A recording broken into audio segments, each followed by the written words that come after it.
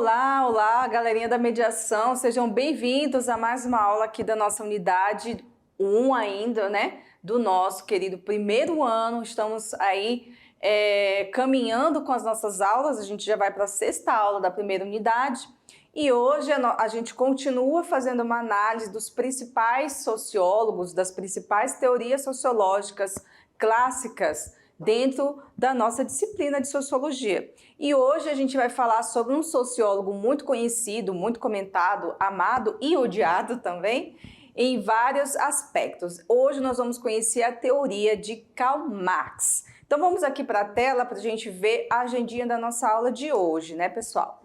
Muito bem, então a nossa aula hoje vai falar sobre a sociologia de Karl Marx, e vocês já devem ter ouvido falar nesse autor aí, né? Um autor bastante conhecido, falado, e a gente vai ter uma noção básica, tá, pessoal? Porque o trabalho e os teóricos, né, tem uma vasta produção acadêmica, uma vasta produção científica. E a gente não tem tempo de falar de todos, né, de todas as teorias, de todas as questões dos trabalhos desses pensadores. Mas hoje a gente vai tentar trazer o máximo de informação, de questões sobre cada uma das teorias. A gente começa então aqui com uma, digamos assim, o pessoal gosta desses memes, né? Para falar de um conceito que o Marx tem dentro dos seus estudos da sociologia, né? Aqui está dizendo assim, este é o Karl Marx. Karl Marx achou que essa tirinha não valeria a pena, mas valia. Para quem não conhece, né, aquela entendedores entenderão, não vai definir por que existe esse meme, mas esse meme está se referindo a um dos conceitos que o Marx trabalha dentro da sociologia, que é o conceito de mais-valia. Por isso que no final ele coloca, né, valer a pena, mais-valia. Mais-valia é um tema dele, é um tema do Marx, e que se refere também à crítica do capitalismo, a questão do lucro e também da relação com o trabalhador. Mais à frente nós vamos entender o que esse meme quer dizer. Então, nós vamos começar falando do Karl Marx e conhecer quem é ele, qual é a importância do Karl Marx exatamente para a sociologia. Quem é o Karl Marx? A gente começa falando primeiro quem é ele, tá? Bom, o Karl Marx nasceu na Alemanha e viveu entre 1818 e 1883. Ele foi um teórico, um militante político revolucionário e um dos maiores pensadores críticos da sociedade capitalista. Então, assim, muitas das críticas do capitalismo, dos teóricos que falam do capitalismo, eles vão se referir e vão fazer referência muito à teoria crítica do Karl Marx. O Marx, ele escreveu várias obras, tá? Que tratavam de várias questões dentro da sociologia, da economia, até mesmo do direito, né? Principalmente ele fala da relação de exploração e dominação social do capital em relação ao trabalho, tá? Bom, aqui tem um pouco da bibliografia que o Marx escreveu, algumas coisas. São obras bem densas, algumas bem grandes, que é até difícil de ler tudo. Uma das grandes obras do Karl Marx chama-se O Capital, né? Esse O Capital, ele é resultado do trabalho de doutorado do Marx. E ele, se vocês não sabem, o Marx ele era formado em Direito, mas ele fez o doutorado dele em Economia. Olha só que interessante, né? E aí, no doutorado dele de Economia, ele traçou, né, uma teoria para provar que o capitalismo ele expropriava a riqueza, né, do trabalhador e gerava desigualdades na sociedade. E ele escreveu o Capital em 7 tomos, ou seja, são 7 livros para mostrar, provar a teoria dele. Então ele não foi um cara que escreveu um artigo e ficou famoso. Ele simplesmente foi um teórico que estudou muito, né? Ele era um pensador. A gente também tem aqui o Manifesto Comunista, que veio depois resultado dessa coisa da militância do Marx. Ele nunca escondeu, nunca quis esconder o seu lado militante político, né? Então ele escreveu o Manifesto Comunista. Ele, dentro das teorias dele, ele também escreveu fazendo críticas ao Friedrich Engels, que foi um teórico anterior a ele. Então ele escreve lá a ideologia alemã para fazer críticas à filosofia do Engels. Ele escreveu o 18 Brumário de Luiz Bonaparte, né, falando também a crítica do próprio regime da época, né? E escreveu os manifestos econômicos filosóficos, que aí ele faz também uma crítica à filosofia, ele defende o ponto de vista dele. Aqui são algumas das principais obras do Marx, tá? Então tem outras coisas aí também que foram escritas por ele, mas essas são as principais obras. Bom, e aí o que o Marx traz para a gente, né? Ele fala da história também, ele se reporta à história para explicar as relações humanas. Então, nesse livro aqui, do 18 Brumário de Luiz Bonaparte, ele diz o seguinte: os homens fazem sua própria história, mas não fazem como querem, não fazem sobre as circunstâncias da sua escolha, e sim sobre aquelas que se defrontam diretamente, legadas e transmitidas pelo passado.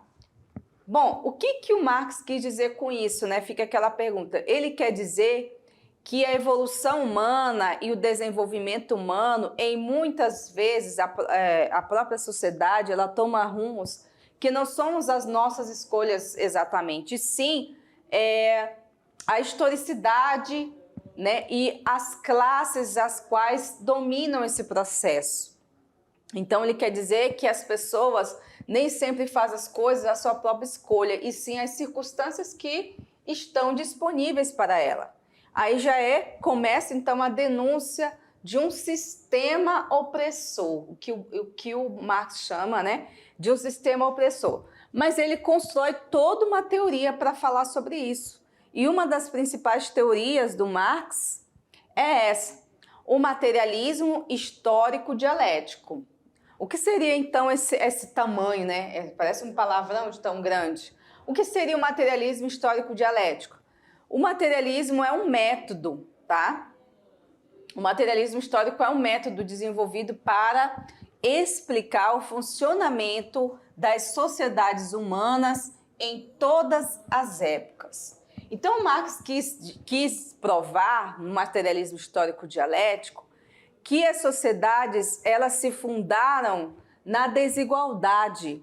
Mas na desigualdade de que exatamente, professora? Na desigualdade de classes. Então, a sociedade ela é uma sociedade de classes. Mas calma aí que ainda tem mais. Então, gente, o Marx explica que as relações sociais elas são construídas de acordo com as relações materiais de existência. Bom, já a gente volta nesse assunto aqui. A forma com que os indivíduos se manifestam refletem muito aquilo que exatamente são. Quando Marx fala que as relações são construídas de maneira material, ele quer dizer que antes da gente construir o pensamento, a gente tem a ação. E não o contrário. Não é o pensamento que vai materializar a ação, e sim a ação que vai construir o pensamento. Então ele fala que ao longo da história, os seres humanos, eles primeiro construíram e depois eles desenvolveram o pensamento, né? Então ele diz que é uma relação dialética, ou seja, eu estou aqui agindo, eu estou criando e depois eu construo o pensamento. É bem filosófico mesmo, tá, gente? Então vocês vão ver que tem uma paira aí de filosofia. Por exemplo, o ser humano, seus primeiros momentos existentes na Terra, a principal função, o principal objetivo do ser humano, do Homo sapiens, era sobreviver, né? O mundo era hostil. Os animais 3, 4 vezes maior do que uma pessoa. Como é que o ser humano conseguiu passar por todas essas eras, esses séculos, e não foi extinto? O que fez com que a gente permanecesse? Porque fisicamente nós somos muito mais fracos do que outros animais. Se você for olhar o leão, o elefante, o rinoceronte, animais aqui da Amazônia são muito mais fortes que nós. Então, por que a gente conseguiu sobreviver a tudo isso? Porque nós temos a capacidade de racionalizar e criar maneiras, e criamos maneiras de sobreviver. E essas maneiras de sobreviver são criações humanas, tipicamente humanas, onde nós, com a nossa inteligência e raciocínio, a gente conseguiu criar coisas e essas coisas foram virando tecnologias e essas tecnologias foram crescendo e fomos criando carros e casas e prédios. Criamos o computador, criamos a televisão, criamos o satélite. Agora nós criamos a inteligência artificial. Então, tudo nas etapas históricas são criações humanas. Então, ele diz que as relações humanas são relações materialistas. É a materialidade que move o ser humano e não o pensamento. Tá vendo como tem uma situação diferente aí dos outros autores? Então, Marx, ele acredita que a gente cria a partir da nossa experiência e também de uma certa necessidade, porque nós estamos ali precisando sobreviver. A gente teve que criar maneiras e essas maneiras elas foram se desenvolvendo para outras até os dias de hoje, não é mesmo? Então, voltando aqui para o quadro, é preciso a gente ter bastante atenção, porque aparentemente o pensamento do Marx é um pensamento complexo, né? A princípio, Marx ele adentra profundamente a filosofia. Ele adentra mesmo, ele faz críticas ao Engels, ao Frederic. O Engels era o colega dele, era o parceiro de teoria. Mas depois eu vou lembrar o nome dele aqui. Então, ele faz essas críticas para poder construir a própria teoria dele. E aí a teoria dele foi crescendo, tanto que virou o marxismo. O marxismo é uma teoria que até transcende Marx, porque hoje o marxismo não é só Karl Marx, né? O marxismo é uma corrente que vai desde a teoria até os partidos políticos. Então, assim, ele transcendeu toda uma era, né? Transcendeu ali a Europa e então virou uma bandeira, digamos assim, né? Bom, o marxismo, então, dessa categoria que eu falei para vocês, que transcendeu o Marx, ele não é mais só o pensamento de Karl Marx, e sim um conjunto de ideias políticas e filosóficas que propõem a derrubada da classe dominante. E aí, como é que isso aconteceria? Através de uma revolução. Mas seria uma revolução qualquer? Segundo ele, não. Uma revolução do proletariado, que poderia ser chamado de trabalhador também, que é a mesma coisa, tá? Então ele criticava o capitalismo, o marxismo ele é contra o capitalismo, tá? E todo o seu sistema, toda a forma de dominação capitalista, tá? Ele é bem radical mesmo. E outra proposição é que a sociedade que viesse, né? Aí, após esse pós-capitalismo, essa derrubada que que o marxismo propõe, ele fosse mais justa, né? Então, os meios de produção fossem coletivos, né? Então, seria mais a terra, a fazenda de fulano, de cicrano, mas seria uma propriedade coletiva, tá?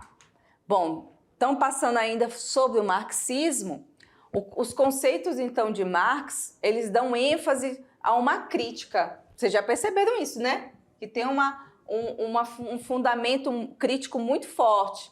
E essa fundamentação também se dá com, claro que ele fez o doutorado dele em economia, então ele tem uma base econômica bastante robusta para fazer essa crítica, né? E o Marx, ele pretendia analisar e propor, ele não estava só analisando.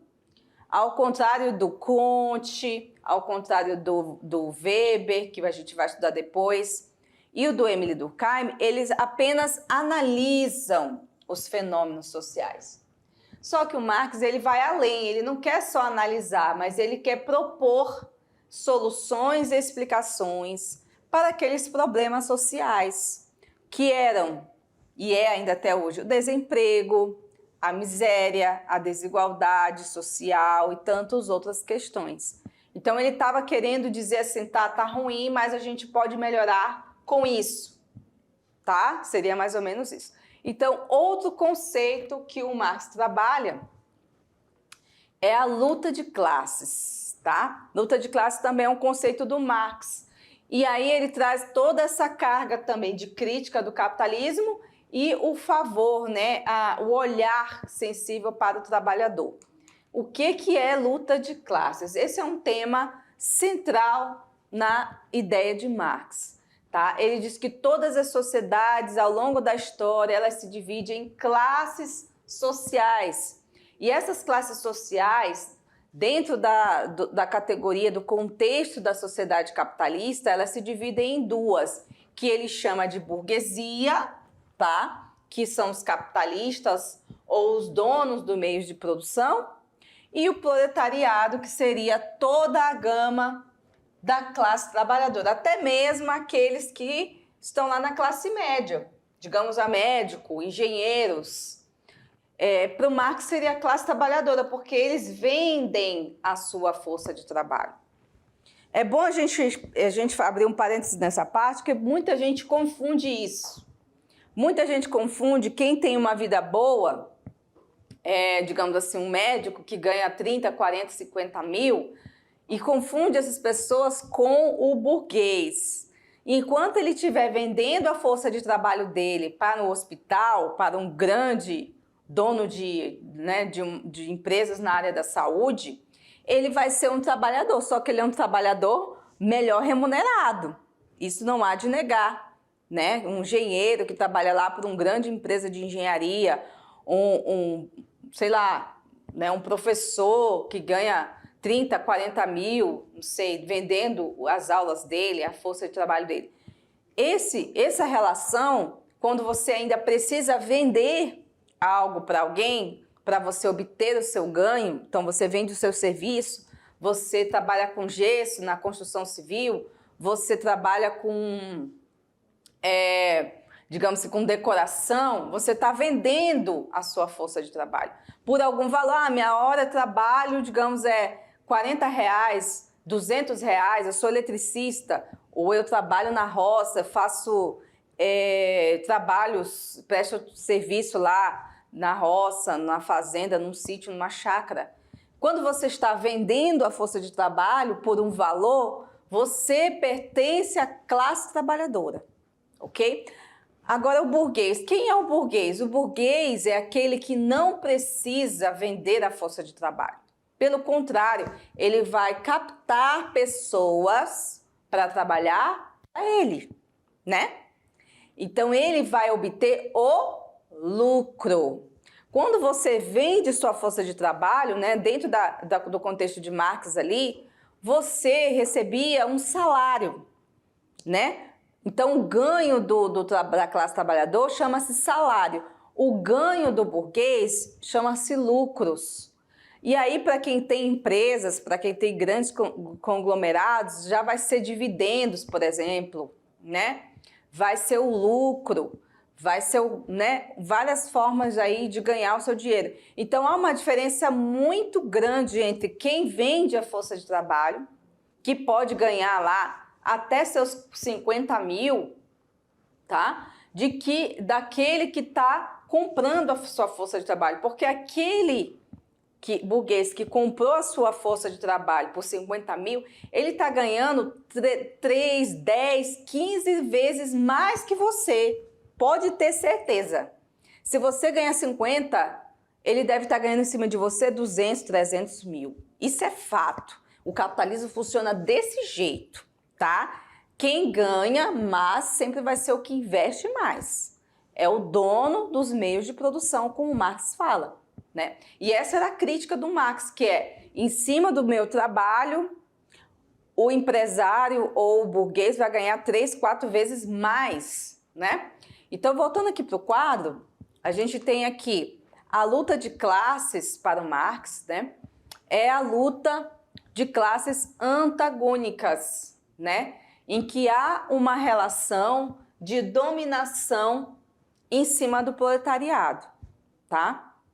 Claro que hoje nas relações, né, nós estamos no ano de 2023, hoje as relações entre proletariado e o burguês são diferentes, porque o Marx está analisando a sociedade do século XIX, né, gente? Né? Não dá para a gente comparar com o século XXI, muita coisa mudou, mas também muita coisa permanece igual, tá?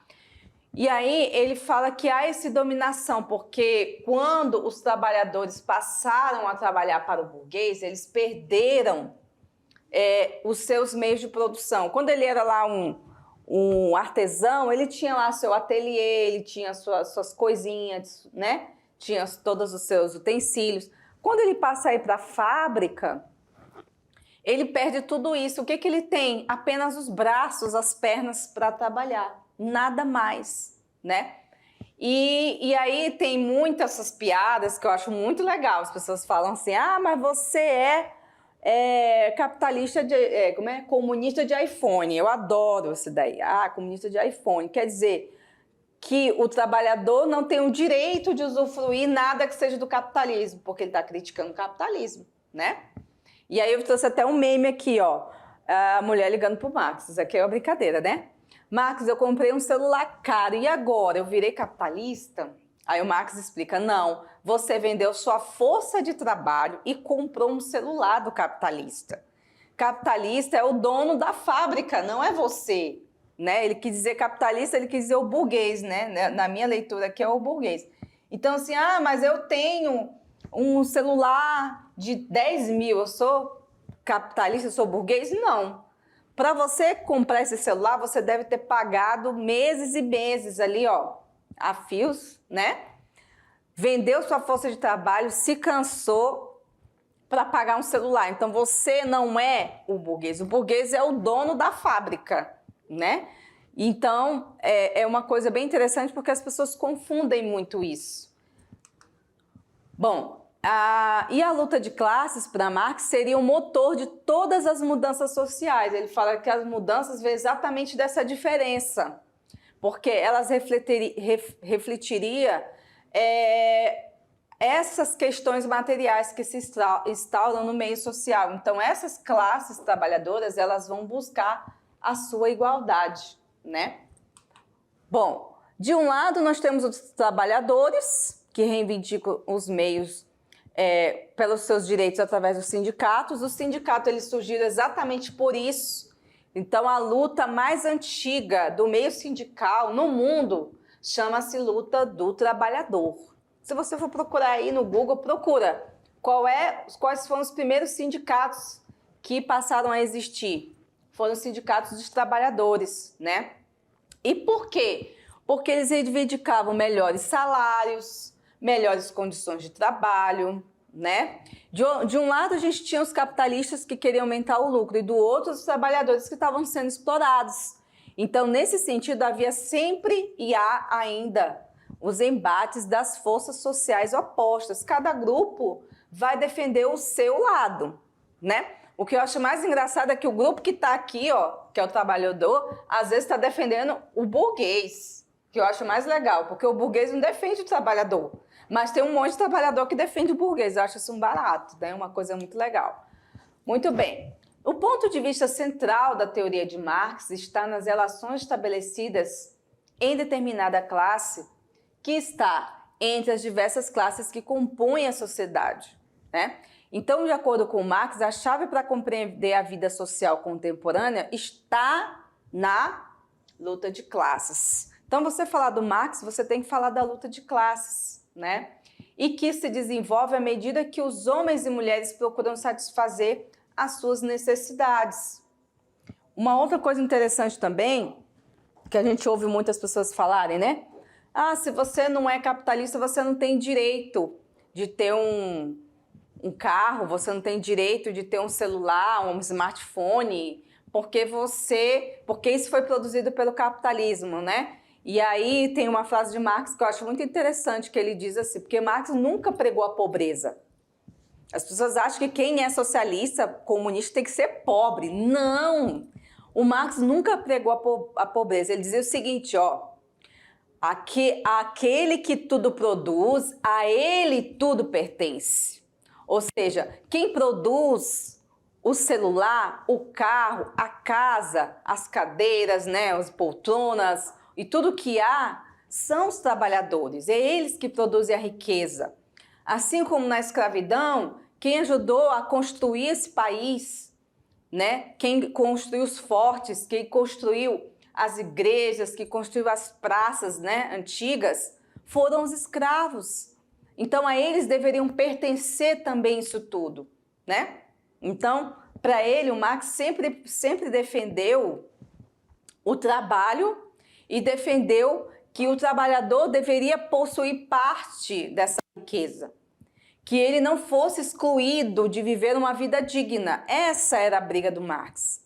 Então, assim, todos aqueles que tanto trabalham noites e dias a fio, também deveriam ter o direito ao lazer, também deveriam ter o direito a uma vida boa, também deveriam ter um direito ao descanso remunerado. Então, tudo isso foram discussões e muita gente pega um resumão assim, ó, e fala, não, porque Marx, ele não gostava de riqueza, ele achava que todo mundo devia fazer voto de pobreza. Gente, vocês estão confundindo o Marx com tem uma ala da igreja, né, que são os franciscanos, uma ordem da igreja chamada os franciscanos. Vocês estão confundindo Marx com os franciscanos, velho. Os franciscanos, sim, defendem o quê? Que você abdique de tudo que você tem e siga, né, Jesus e largue todas as suas riquezas. Inclusive, isso está na Bíblia, né? Jesus chegou e falou para o jovem lá o que ele deveria fazer para herdar a vida eterna. E o jovem disse que fazia tudo certinho, que ele era um homem, né, que prezava os preceitos da fé. Aí Jesus virou para ele e falou assim, então larga tudo o que tu tens e me segue. Cadê que ele voltou para ir lá? Sabe por quê? Porque Jesus sabia que o ponto fraco dele era a riqueza, era a materialidade, né? Então, gente, a gente precisa ter diferenciações para poder analisar os teóricos. Então, assim, não que eu esteja defendendo que Marx era né, todas as soluções de Marx elas são plausíveis para essa sociedade? Não, mas algumas coisas fazem sentido, sabe? Algumas coisas dá para você entender o porquê daquilo. Seria assim. Então, voltando aqui para o nosso slide, tem uma frase de Marx aqui, ó. A história da sociedade até os nossos dias ainda é a história da luta de classes. Então, ele prezava muito por entender a luta de classes, porque as pessoas ainda viviam uma diferença social, uma desigualdade muito grande. E desses séculos para cá, 19, 20, 21, né, já passado quase 300 anos, a gente vê que as coisas ainda não mudaram, pouca coisa mudou, né? E aí a gente tem aqui também mais uma teoria de Marx, que é a alienação. Você já ouviu falar nessa palavra? O que é uma pessoa alienada para você? Quem você consideraria dizer assim, nossa, essa pessoa que é alienada, né? Muitas vezes parece, um atributo que parece ser muito, muito negativo, não é verdade? Você quando fala assim, seu alienado, sua alienada, não remete a uma coisa negativa? Vocês acham que faz sentido isso? Então vamos ver se é mesmo isso que eu estou falando. Bem, gente, alienação, ela vem da palavra do latim alienus, que significa de fora, pertencente a outro. Então, a alienação, ela é estar alheio aos acontecimentos sociais, ou achar que está de fora da realidade.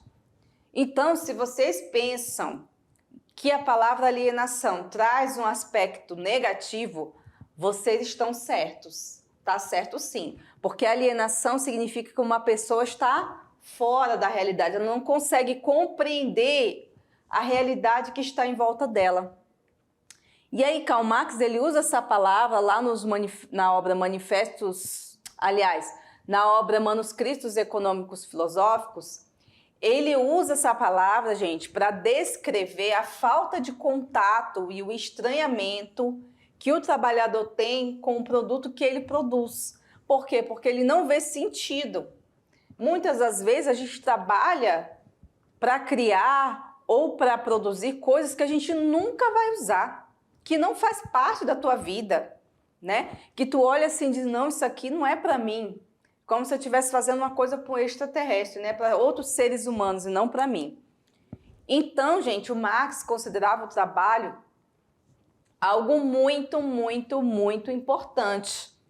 Ele dizia que o trabalho é a maior expressão da natureza humana.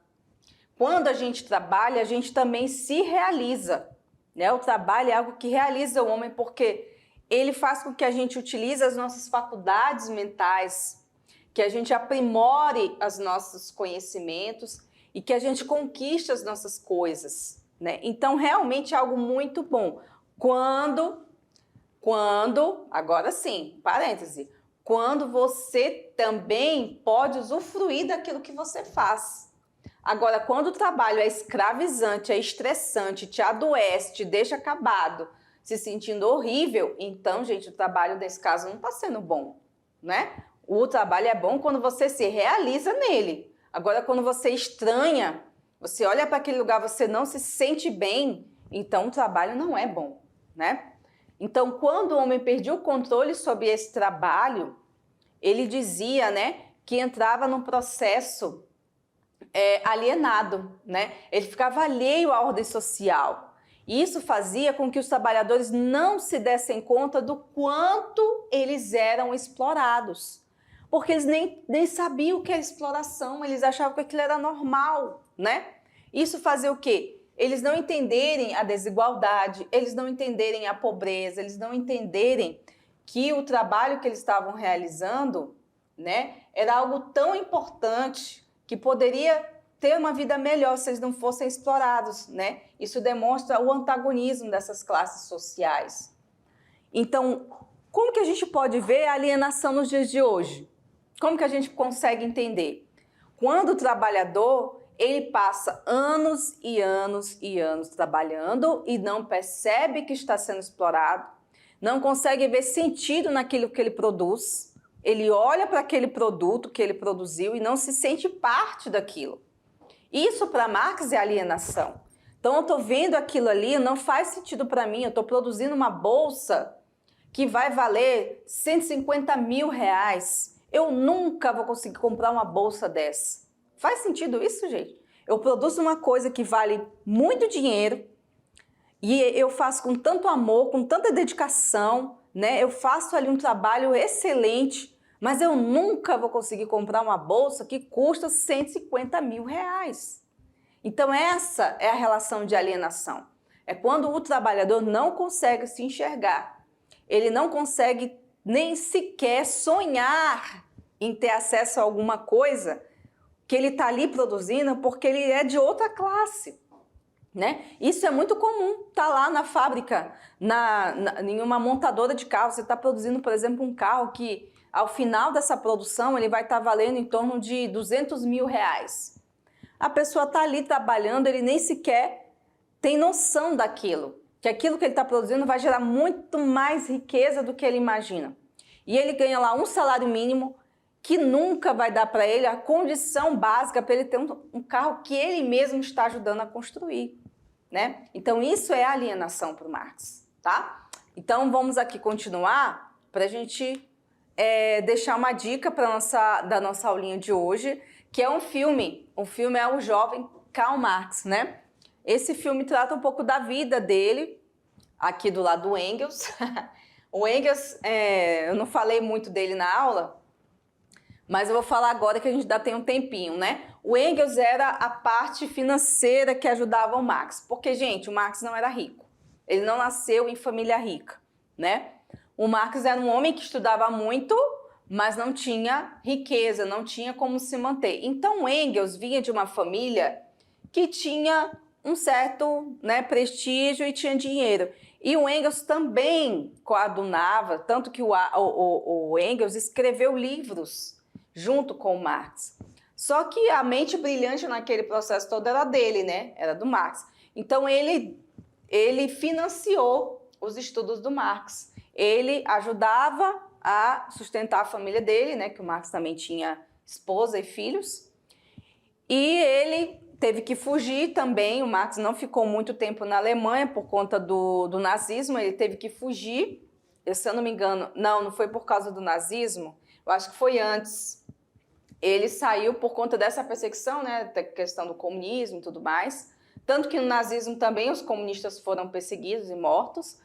E quando ele foi embora, né, por conta de toda essa crítica dele também incomodou, né, as classes ali, aqueles grupos, e ele teve que fugir para a Inglaterra. E aí eu não lembro bem, mas eu acho que ele morreu na Inglaterra, ele não morreu na Alemanha. E aí o Marx, enfim, o pessoal fala mais do Marx porque ele, né, que escreveu quase todas as teorias. Mas o Engels teve um papel muito importante. O Engels também foi uma cabeça pensante, né, uma mente pensante dentro das teorias. E aí trouxe para ele um pouco dessas condições, porque também se não fosse o Engels ter dado parte desse dinheiro, né, dessa ajuda, o Marx não conseguiria se manter, porque ele precisava de dinheiro para comer, para onde morar e tudo isso, né? Então ele foi, digamos assim, que um financiador, né? Então é interessante isso. Bom, gente, então tá aí, foi a aula do Karl Marx, desse barbudinho aí que o pessoal, tem gente que ama, tem gente que odeia. E é importante a gente frisar, ainda a gente tem um tempinho aqui, que eu estou apresentando uma teoria social que vem de toda uma construção histórica, como eu mostrei para vocês, materialismo histórico dialético, luta de classes, alienação, a mais-valia. Lembra lá do começo da aula que eu falei da mais-valia? Então, a mais-valia também é um conceito de Marx, que ele traça toda uma teoria para demonstrar e também traz. Se vocês forem olhar o livro O Capital, vocês vão ver mais fórmulas matemáticas do que texto, porque ele demonstra através de alguns cálculos como que o burguês consegue obter o lucro do trabalhador. E aí, durante esse processo de construção, ele chama de mais-valia, que é o quê? O trabalhador trabalha, sei lá, 12 horas por dia e ganha R$2.000. Só que o que aquele trabalhador produz gera de lucro para o capitalista 3, 4 vezes mais. Então, ele, digamos assim, ele tem um lucro com aquele trabalhador de 10 mil por mês, ele paga 2 mil e embolsa 8. Esse 8 mil é o que o Karl Marx chama de mais-valia, né?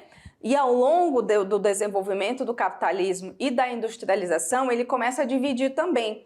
Aí ele começa a dividir a mais-valia em a mais-valia relativa e a mais-valia absoluta. Porque quando as máquinas começam a se modernizar, o lucro aumenta, porque digamos assim, que eu demorasse 5 horas para produzir um produto, com a máquina mais moderna eu demoro 2 horas. Então eu ganhei 3 horas aí. Nessas 3 horas eu consigo produzir mais, então a minha mais-valia também vai aumentar.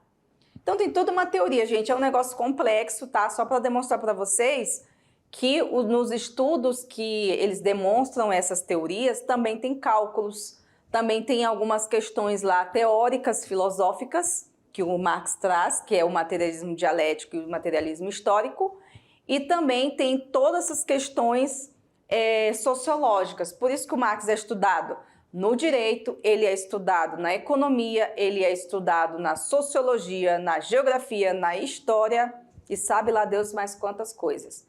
Por quê? Porque cada área ele trouxe uma contribuição, ok? Então é isso, gente. Nossa aula termina por aqui. Daqui a pouquinho a gente volta para fazer a revisão de conteúdos e a correção de atividades, tá bom? Então conto vocês já já. Até mais!